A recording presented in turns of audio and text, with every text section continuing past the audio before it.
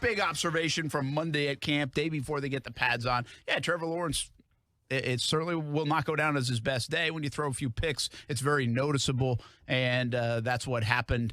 I don't think it's super alarming, kind of like you mentioned earlier in the show. I think it's going to happen. I kind of feel like that's why you practice a bit. Sometimes you go try stuff, you make mistakes. It's part of it. You don't want those to pile up. Just like you want the good days to stack up, you don't want the bad days to stack up for sure. So it'll be fun to watch and see if he can bounce back tomorrow. I think that's my biggest takeaway. I look forward to tomorrow, less about pads and more about Trevor Lawrence, seeing if he can bounce back. It did get a little chippy out there. Just told you before the break. Kayvon Chason, Cam Robinson, Walker Little looked like they had highly competitive moments during some one-on-ones, which is great. And that's on the eve of, again, pads going on and football really starting, as a football player would say and coaches would say. So the competitive nature of that, and it's so hot still. So there's some crankiness going on as we enter week number 2, even though they had a day off yesterday. And, I'm going back to Urban Meyer for observation number 3. It's less about what I've said about Urban in the past.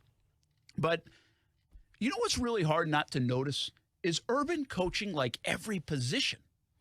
He bounces around, and he is right in the middle of it.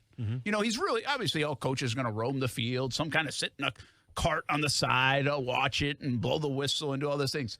I really noticed, there's, over the weekend, DJ Chark, a lot of one-on-one attention prior to practice. Our cameras caught that. We had a story on that with Marcel Robinson last night on Action Sports Jax Primetime. But today I saw him going to work with, kind of interrupt a tight ends drill and kind of show some things with the tight ends. We've seen him working with the receivers a bit. Of course, he was a former receivers coach back in the day. Yeah. And then he went over to the offensive line, and he's right in the middle of the offensive line. Seen him right on the line of scrimmage on special teams, making sure everybody's lined up right. I mean, he's got his nose in it.